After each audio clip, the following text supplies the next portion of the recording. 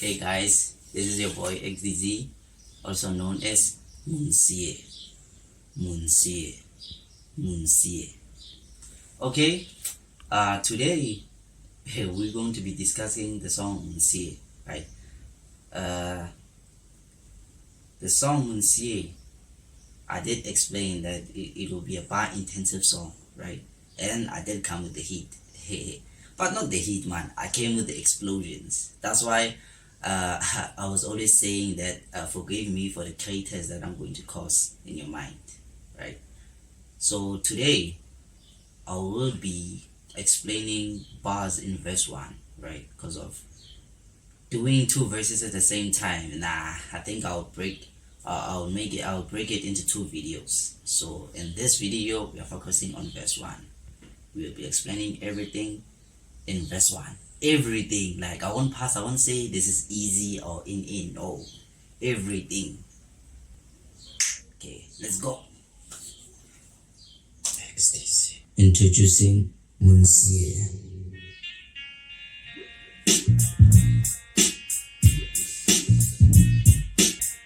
The beat is conscious, my raps coordinate and shake. We are rap.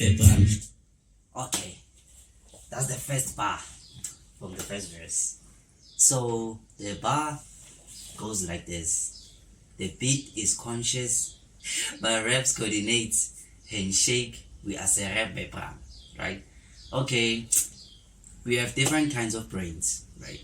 But in this situation, we will be focusing on two particular brains, which are the cerebrum and the cerebellum. So the cerebrum, it is responsible for any thought processing. So everything you think about every day is the cerebrum doing the work. If you want to cook, it's the cerebrum. You want to write something, cerebrum. You want to listen to something, cerebrum. You want to watch your favorite show, cerebrum. That's the cerebrum doing the work, right?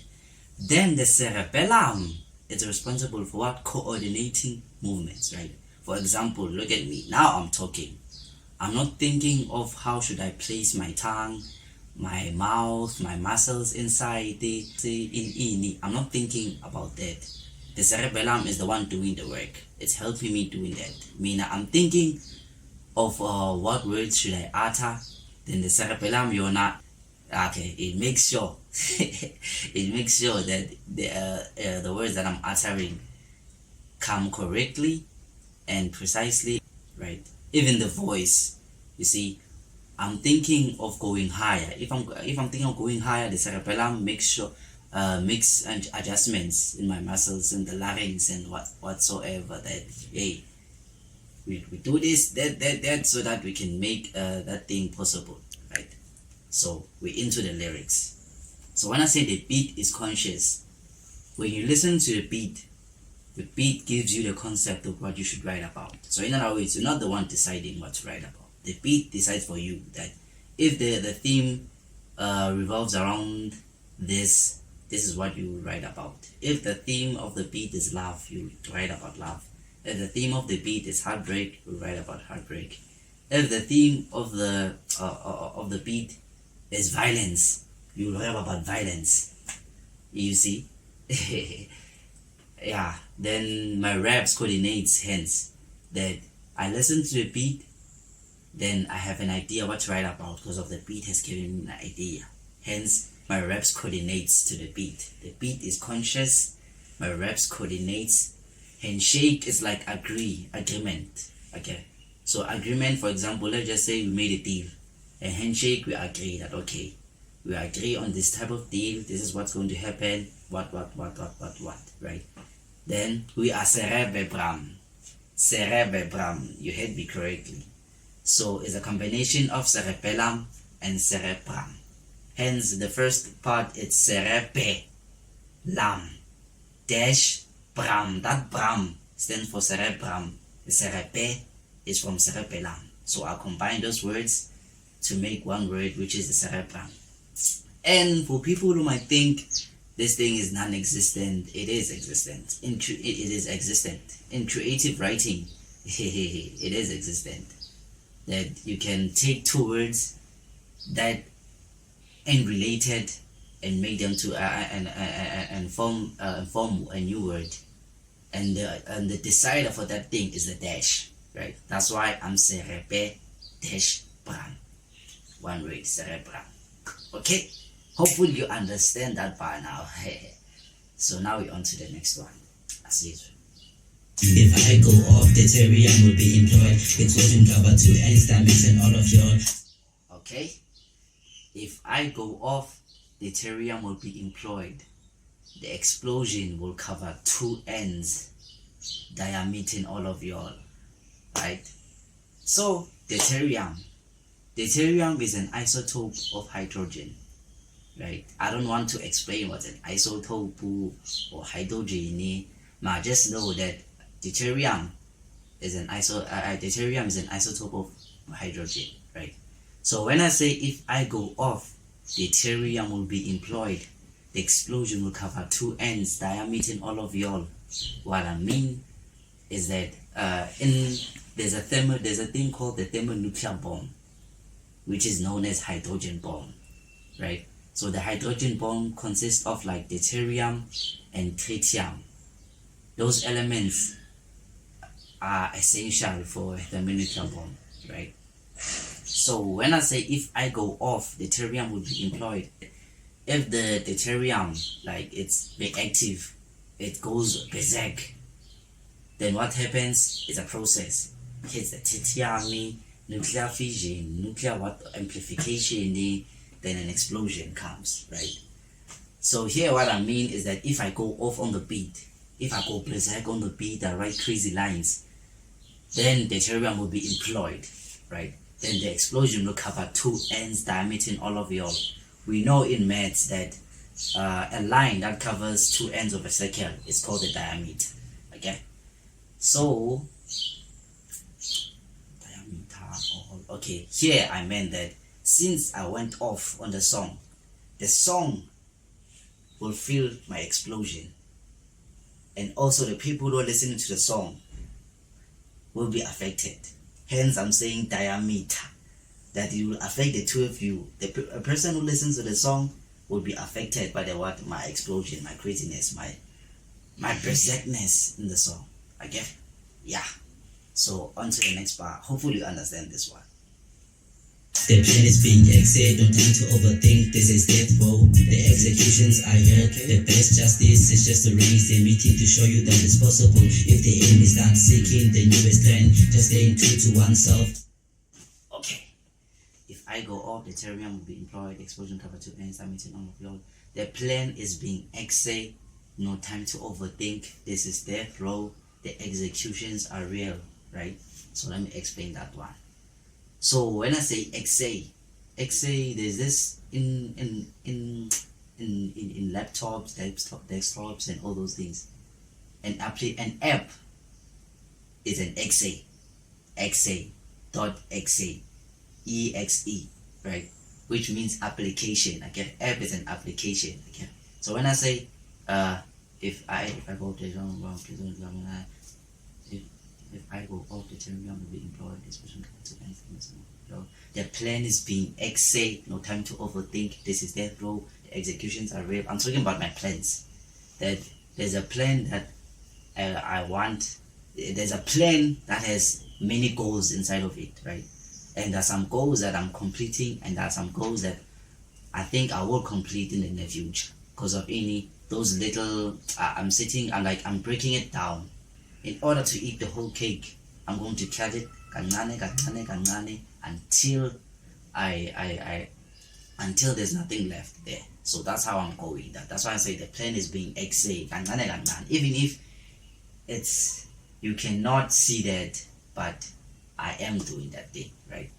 Then I mentioned the death row. You know, death row, that's where that sentence, that's where you get killed. And so that's why I'm saying that this is death row. The executions are real. Those plans are being executed. Those plans are being what? Are being executed. Okay? Then, what did I say? The plan is being executed. In terms of the thing, this is the flow. The executions are real. The plan, the best justice is just to arrange the meeting to show you that it's possible if the aim is not seeking the newest trend, just staying true to oneself. Here I mean that when you have goals and you have a plan and you believe that you're going to make that plan work, you shouldn't waver. You shouldn't look for new trends. When something new comes, you'll be like, yo, how about I try that? How about I try that? No. If you have a goal, go after that goal. No matter what, go after that goal. If you fail, you failed, but at least you tried. Because of a lot of people, one thing I've noticed is that a lot of people like to play it safe. Let me just say, you can see that, okay, that plan, if I do it, yay, I can lose everything. But at the same time, if that plan becomes successful, you'll win everything. So which one is better? Being complacent or looking for better things, knowing that you can do it, right? It is possibility that you fail. I mean, everything is a risk. You can't be to play things safe. Even at school, you can go to school and still fail. You can start a business and fail. Everything is a risk. What you must do, Nje, is have the courage to try. That's it. If you have the courage to try, I'm telling you, you will see a lot of changes in your life, right? Yeah. Let's see. Next line.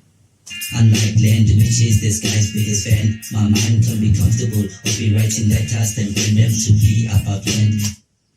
Okay. Unlike land, which is the sky's biggest fan, my mind can be comfortable of be writing letters then burn them to be above land. So here, land, it's always in one place. Land cannot move, right? So I make similarities with the mind, that if you're too comfortable, like mentally, like, okay, everything is cool and everything, that thing, you'll be like land. You won't be moving. You'll be in one place if you become too comfortable, right? Then I'm saying that unlike land, you as a human being, what's this? What's this word? You have a gift of changing situations, right? You have that ability. It's up to you to make that happen, right? So when I say unlike land, which is the sky's biggest fan, my mind can be comfortable like land, or be writing letters and burn them to be above land. Like writing thoughts, burning them, like putting the effort in those thoughts and be above land. Like not be in land, but be on the top. Be in the engine to reach for the stars. Then I didn't play the last time. All knowledge over them, we give life is honorable, even though it wasn't part of the plan. So pour knowledge over them. After you've burned something, there's these processes, condensation, whatever, in ini then rain. So that's what's going to happen. When you have ini, you want to pursue greatness. That's what happens, right? You pursue greatness, be on top, then most likely you will teach other people the things you learned along your journey and all those things. It depends what you'll be teaching them, but you will teach them when you're at the top, right? So let's go. We continue, no need to be immobile unless I'm passing a sphere of knowledge, whether driven or kept. We continue. Wait, pour knowledge over them, give life is honorable, even though it wasn't part of the plan. So I didn't explain that thing well. What I meant there is that when you're pursuing greatness, there are a lot of uncertainties that will come with that thing, that state, right? So if you do reach the horizons, there are a lot of things that will come with that, right? For example, when I want to be at the top. I never thought of like teaching other people things and stuff like that, but most likely I'll be doing that. That's what I'm saying. Even if it wasn't part of the plan, I'll just do that thing, right?